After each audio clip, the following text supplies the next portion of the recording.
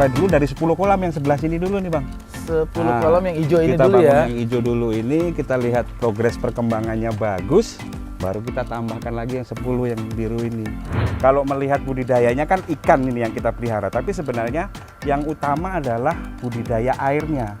Karena yang paling vital itu bagian pengelolaan air. Ini berarti ganti airnya?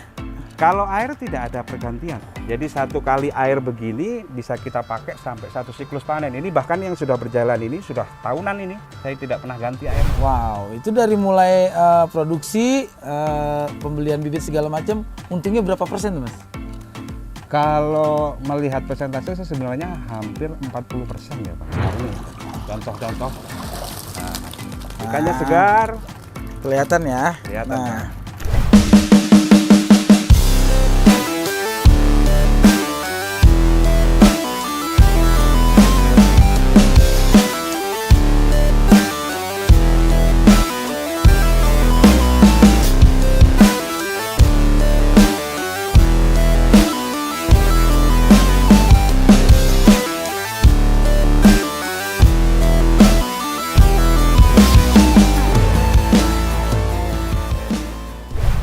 Assalamualaikum warahmatullahi wabarakatuh. Abang-abangan gue, adik dan gue, ketemu lagi sama gue Abang Narji, si Juragan Lahan. Nah, nih sekarang gue berada di daerah Bojongsari, Kota Depok. Kali ini, lihat dong di belakang gue ada apa. Nah, ini namanya kolam bioflok. Yang mengelolanya itu bukan ikannya, tetapi mengelola airnya. Nah, nanti kayak katanya ya, lebih jelas lagi, lebih lengkap lagi bagaimana Mas Aris mengelola ikan-ikan, khususnya ikan nila merah. Nah, sebelum ketemu Mas Aris, ikan nila merah ini dalam bahasa Latinnya adalah Oreochromis nilaticus. Nah, diambil dari kata nilanya itu ya. Ini asalnya dari Sungai Nil. Mungkin waktu zaman kita kecil itu ikan mujair itu termasuk hama ya. Kalau kita ternak ikan mas, ikan gurame, mungkin sebelumnya ikan mujairnya itu dimusnahkan. Tapi sekarang ikan nila ini banyak dikembangkan karena baik sekali untuk dikonsumsi.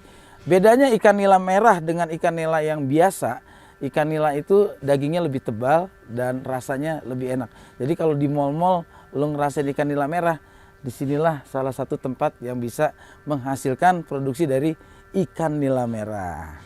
Nah, sekarang kita langsung aja ketemu yuk dengan Mas Aris. Inilah pengelola ikan nila merah yang ada di Bojongsari, Depok.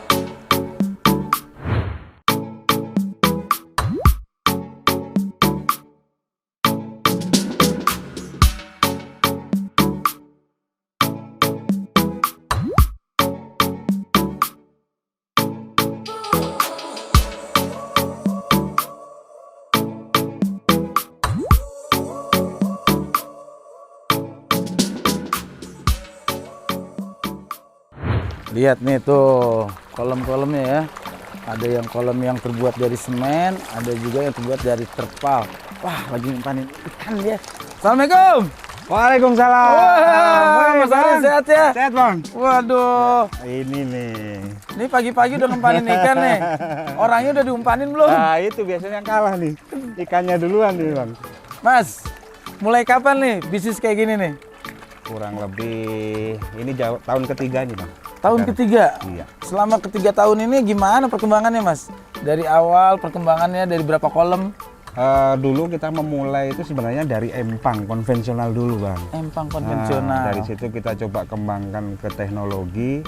Nah, ini namanya bioflok. Kita memulai dulu dari 10 kolam yang sebelah sini dulu nih Bang. 10 kolam yang hijau ini kita dulu ya? yang hijau dulu ini, kita lihat progres perkembangannya bagus, baru kita tambahkan lagi yang 10 yang biru ini. Wow. Dari sini ternyata sesuai harapan, kita tambah lagi satu spot. Ada 10 lagi di sebelah sana tapi terpisah tempatnya. 3 tahun? Iya. Awalnya dari sekitar 8 kolam, Iya. sekarang sudah berapa kolam? 30. 30 kolam. Nah, satu kolam ini bisa nampung berapa banyak? Kalau bioflok ini diameter 4 nih Bang. Ini kurang lebih 1.200 ekor. Jadi 1.000. kalau panen kurang lebih 250 sampai 300 kilo. 200 sampai 300 kilo. Nah, itu kalau sampai dengan end usernya berapa harganya per kilo Mas? Kalau ke end user, karena ini bioflok, kualitas dagingnya lebih baik, kita patok di harga 35 biasanya. 35.000. Wow, itu dari mulai produksi, pembelian bibit segala macam, untungnya berapa persen tuh, Mas? Kalau melihat persentase sih sebenarnya hampir 40% ya Bang ya. Woi, 40% tuh abang-abangan gue, adik-adikan gue yang coba untuk berbisnis kayak gini. Itu menarik kan? Ayo deh, jangan jadi generasi rebaan. Kita mulai ini bertani kayak gini nih, sebenarnya kita bilang petani Mas ya, petani ikan ya. Betul. Nah Mas, ini dapetin dapetin bibitnya itu dari mana Mas? Di awal waktu dulu saya masih start pertama itu saya masih tergantung dari luar ya. Memang pembibitan itu kan banyak juga, apalagi di area Bogor sini kan memang banyak pembibitan. Dulu masih ngambil dari luar, tapi sekarang sudah mulai belajar mandiri, jadi udah mulai pembibitan sendiri juga. Bedanya apa sih Mas? Ini kan bukannya ikan mujair ini berkembang kembang biak itu cepet banget Mas. Kita kasih biang aja 4 sama jantan 1 biasanya langsung ribuan. Oh iya. Jadi kalau sistem budidaya bioflok ini kan memang modern ya Bang. Jadi maksudnya dia budidaya yang intensif. Jadi kita betul-betul produksinya fokusnya ke daging. Jadi kalau misalkan kita mainnya cuman bibitnya asal-asalan dari ikan liar, itu kan perkembangannya juga nggak bisa kita prediksi. Tapi kalau ini kita bisa ukur 4 bulan final angkat daging gitu. Jadi lebih intensif lagi. Kan dari tadi ngomongin dagingnya nih. Boleh dilihat nggak Mas, daging yang siap panen nih, kita angkat dikit, kita serok. Nah, kita sebelah lihat. sana. Oh, sebelah sana. Oke, Om. Yuk, kita ngobrol sana yuk.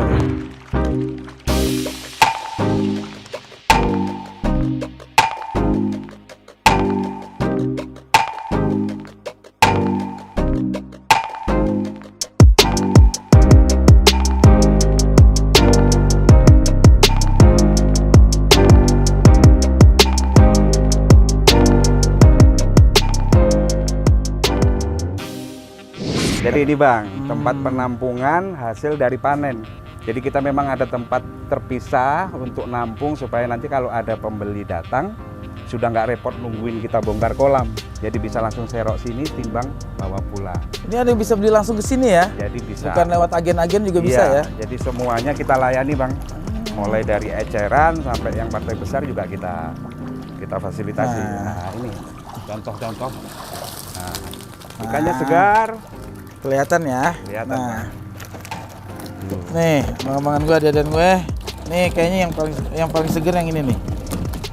Kalau ikan bioflok dia memang lincah-lincah ya Bang ya. Beda ya dengan yang di Empang ya? Ya kualitasnya pasti akan berbeda Bang karena lebih intensif perawatannya. Ini kita lihat. Agak ganas. Tadi kita bicara tentang daging ya. Nih kalau kita mancing mujair segini di Empang nih rasanya beda banget nih. Nah kita lihat ya dari teksturnya, kalau kita pegang ikan yang dipiara secara konvensional di Empang biasanya di sininya nih agak tipis. Mungkin kalau teman-teman yang pemancing tahu banget. Tapi kalau kita lihat yang ditanam dengan cara bioflok, tuh ikannya lebih gesit, lebih seger, dagingnya tuh tebal. Ini kalau dipecak nih, dikasih bumbu pedas, aduh, gurih banget dah. Nah, Mas Aris. Siap. Ini jenis ikan nilanya nila apa sih? Kalau boleh terangin sedikit. Kalau yang kita budidaya ini ada 2 macam sih Bang ya. Satu nila merah Bangkok sama Larasati kebanyakan. Kalau nila merah Bangkok itu dia pertumbuhannya cenderung ke atas, jadi melebar gemuk. Kalau dia ukuran bisa sampai menuju 1,2 kilo itu sudah mirip kayak gurame bentuknya, agak lebar. Yang ada di sini contohnya? Yang Larasati. Kebetulan yang Larasati ya. Sih masih belum ada yang. Belum ada ya. Cuman kalau yang yang memanjang, yang kayak gini ini Larasati ini. Ini Larasati ya, bentuknya agak panjang ya. Agak memanjang. Kalau saya jenisnya Bangkok ya. Jadi lebih membulat kayak gitu ya. Kita jenisnya berdua sama nih Larasati. Sama.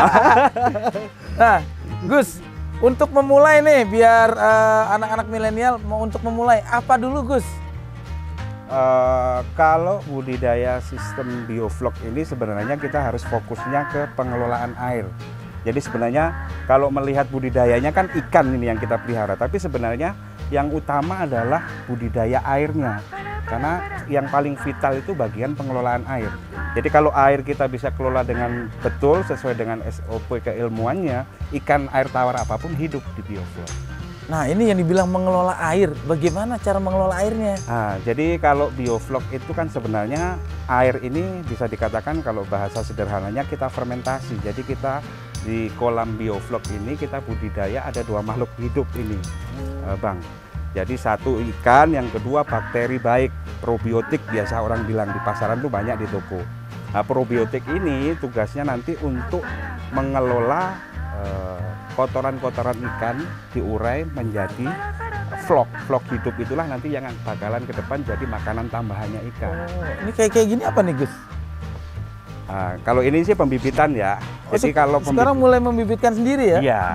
Jadi kalau pembibitan kita pisahkan, nanti kita juga seleksi juga kualitasnya. Jadi kalau bibit itu nanti ada grade A, grade B, grade C. Jadi kalau yang pertumbuhannya lebih cepat akan kita pisahkan menjadi grade A lah. Itu nanti pertumbuhannya akan lebih cepat dari yang biasa. Bisa jadi 3 bulan sudah final. Itu yang penting airnya dulu ya? Iya. Ini berarti ganti airnya? Kalau air tidak ada pergantian, karena bioflok itu kan budidaya hemat air. Jadi 1 kali air begini bisa kita pakai sampai 1 siklus panen. Ini bahkan yang sudah berjalan ini sudah tahunan ini. Saya tidak pernah ganti air. Tidak pernah ganti air. Iya. Tapi saya kesini nggak nimbulin bau loh. Iya. Biasanya orang kalau piara ikan air bertahun-tahun itu kan baunya udah nggak enak gitu Iya. kan. Ya itulah fungsinya probiotik tadi. Mengurai kotoran ikan menjadi vlog. Jadi kualitas air tetap terjaga, penumpukan amoniak bisa dikatakan 0. 0 ya? Nah, jadi akhirnya kan Bang Narji bisa lihat sendiri kan. Sebanyak ini kalau nggak bagus airnya pasti udah aromanya. Iya. Udah nggak Sama tergaruh. kualitas ikannya juga berpengaruh ya. Pasti. Ikan yang di empang itu ya. Betul. Ini Gus, kalau untuk biaya nih biar para milenial, pertama kalau mereka bikin 1 kolam dulu deh, yang untuk kapasitas tadi sekitar 1.200 ekor. Kalau sekarang karena bioflok ini sudah mulai banyak dikenal masyarakat, sebenarnya yang jual kolam sudah full set begini banyak di pasaran, Mas. Udah jadi ya? Udah jadi. Jadi kita tinggal ngeratain tanah, ini tinggal disetting. Jadi sudah semuanya mulai dari terpal, rangkanya, semuanya sudah ada lah. Itu kalau diameter 4 kurang lebih harganya sekitar 1,8 lah. Ya anggap saja kalau sama oksigennya ini 1 kolam berbiaya mungkin 3 jutaan lah.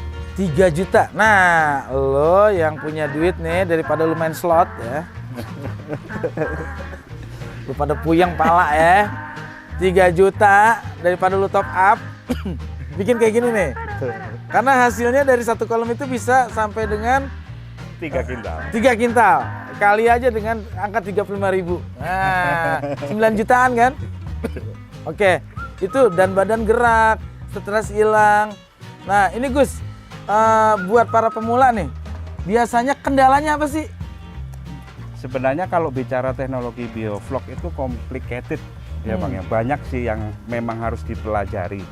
Tapi semuanya kelihatan jadi bisa dipelajari. Sebenarnya fokus utama sih di pengelolaan air saja. Karena untuk menjadikan air bioflok ini betul-betul siap untuk budidaya, itu ada beberapa bahan-bahan racikan yang memang kita siapkan dengan dosis-dosis takaran yang sudah pasti. Nah itu bisa dipelajari sambil jalan.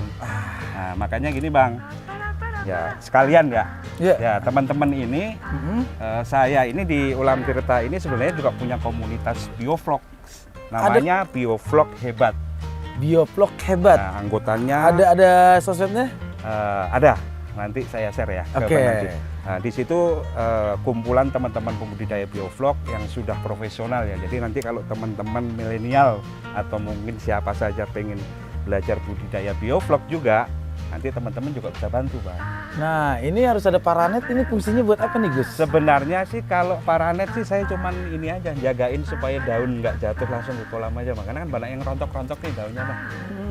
Sebenarnya sih nggak pengaruh ya? Nggak ngaruh. Jadi kalau dia outdoor pun nggak masalah. Cuman memang ada sih beberapa hal yang membuat ini juga maksimal. Karena kalau hujannya deras, minimal dia tidak langsung jatuhnya di sini. Ikan juga nggak cepet stres gitu ya. Karena tumpahan air hujan tadi. Gitu. Nah, ini Gus, kedepannya mau diapain lagi nih Gus? Kalau kita berbisnis budidaya ikan bioflok ini kan awal-awal pasti kita fokusnya ke daging dulu nih. Kalau hasil produksinya sudah maksimal, ke depan ya tinggal kita menaikkan value aja, harus kreatif. Apakah kita jualnya cuma daging mentah saja? Apakah kita olah, kita frozen kah? Ada pasca produksinya Ya, itu ya. ke situ mungkin arahnya akan lebih meningkatkan, ya istilahnya marginnya pasti akan lebih bagus lagi. Bagus lagi. Nah, tinggal teman-teman pembudidayanya mau nggak ke arah sana. Apalagi kalau budidaya bioflok ini kan kita bisa mainkan di area-area tengah kota. Jadi kalau bicara market end user kan sudah pasti menjanjikan. Aduh. Ini berarti lahan juga kalau saya pikir nih kayaknya nggak perlu hektaran loh ya. Nggak perlu. Kalau dulu kan dibilang Juragan Empang itu paling nggak 2 hektar gitu. Betul. Sekarang ini kayaknya sekitar 500 meter aja kita udah dapat berapa nih? Ini 20 kolam. 20 kolam ya. Kolam. Dengan diameter 4. Betul. Nah, Gus, sekarang kita contoh nih kalau kita nimbang ya. Nah, umpamanya kan tadi Gus 1 kilo sekitar berapa ekor? Kalau 1 kilo yang ideal di market besar itu biasanya mintanya 4 atau 5. Tapi kalau yang sekarang lagi ada di stok itu saya jagain buat market yang umum kayak warteg, terus rumah makan Padang yang kecil-kecil tuh tetap kita siapin juga. Nah, mereka hobinya ke sekilo 6 sama 7. Oh, Karena lebih mungkin kecil-kecil menghitungnya per porsi kali ya. Nah, coba Jadi, sekarang kita contoh nimbang nih ya. Timbangannya nih. Boleh. Mas gitu. Wah, dikit amat dapatnya. Dia mah lincah banget kalau ikan bioflok mah. Bisa.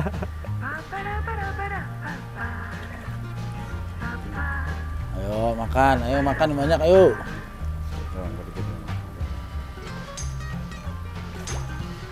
Ini kalau gue yang dagang nih, orang udah nggak sabaran nih. Pada bubar nih. Oh, pindah aja tempat lain dah, lama nangkepnya. Nah, coba Mas yang ngangkepnya Mas. Ini sih tampangnya kayak berang-berang nih. Sekali tangkap 7 kilo nih. Wow. Ini kita nimbang ya.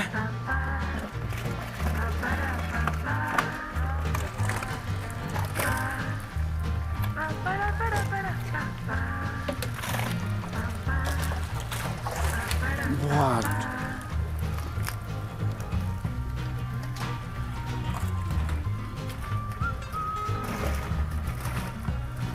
Gus, kedepannya pengen piara ikan apa lagi Gus? Yang untuk konsumsi? Saya sih pengennya berkembang menuju ke udang. Bah. Udang air tawar? Udang air tawar. Yang kayak di sungai-sungai daerah Bekasi gitu ya? Betul. Wah, itu udah jarang loh, udah langka banget loh. Kemarin saya terakhir dapat ikan udang alamiah itu yang ukuran segini, itu di sungai di Pekalongan. Waktu saya mancing itu dapat itu. Kedepannya kita lihat ya bagaimana Gus Aris ini bakal mengembangbiakan udang. Mungkin udangnya akan unik, nggak bengkok lagi, lurus.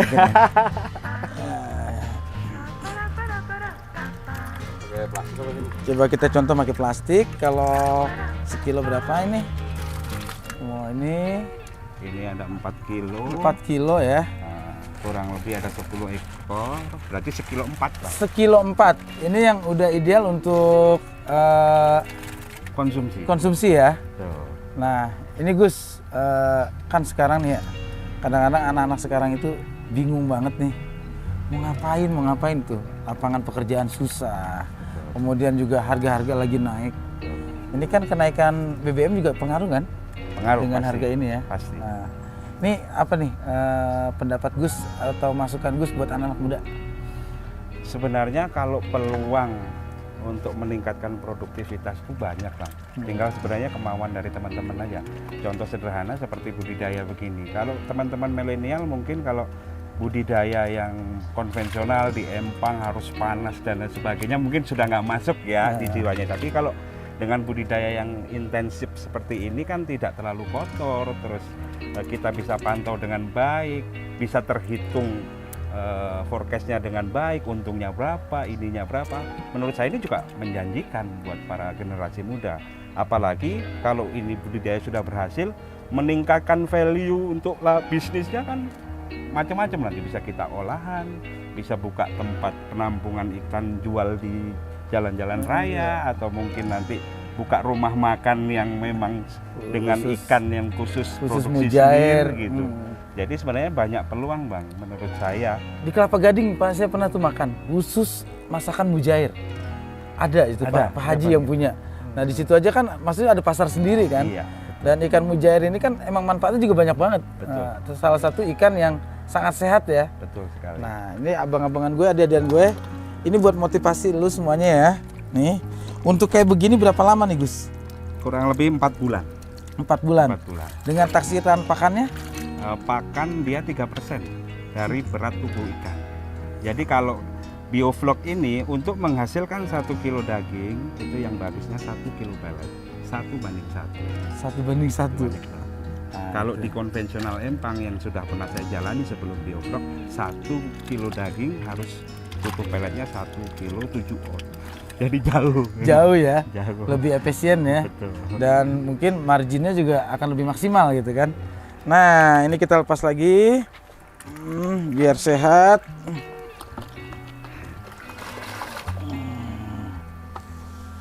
Nah kita belajar dari Gus Aris ya. Ini adalah salah satu kita bilang usianya masih milenial. Ini di Depok ini hijrah dari Banyuwangi ke sini itu memulai usaha. Sebelum memulai usaha ini apa Mas? Karyawan Saya atau? dulu profesional di perusahaan asing, perusahaan Jepang. Resign? Masih aktif tapi sudah tidak 100%. Tapi lebih fokus sekarang ke budidaya. Enakan jadi karyawan apa enakan jadi bos sendiri sih? Bos sendiri lah. Oke, sering gue ucapin ya buat lu semuanya ya. Level apapun kita kalau di perusahaan kita jatuhnya yang masih karyawan, masih ada harap-harap cemas besok gua di resign nggak ya? Tapi kalau jadi bos gini kita sendiri yang mengatur. Betul, betul Bang. Katanya Mas Aris juga mau bikin kafe. Iya, rencana. Yang nanti Bang Narji sempatan waktu ya. Siap. Main ke sana ya. Pokoknya di sini kita lihat ya, orang, lu bolehlah awal-awal begitu lulus kuliah, lu kerja dulu, kumpulin duit yang banyak, begitu ada modal, coba usaha sendiri. Nah, ini Mas Aris nih, hidupnya udah settle banget ya. Oke, abang-abangan gue, dan gue, semoga tayangan ini yang paling penting adalah manfaat buat gue dan manfaat juga buat lu semuanya. Dan semoga apa yang dilakukan Mas Aris ini menjadi motivasi buat anak-anak Indonesia.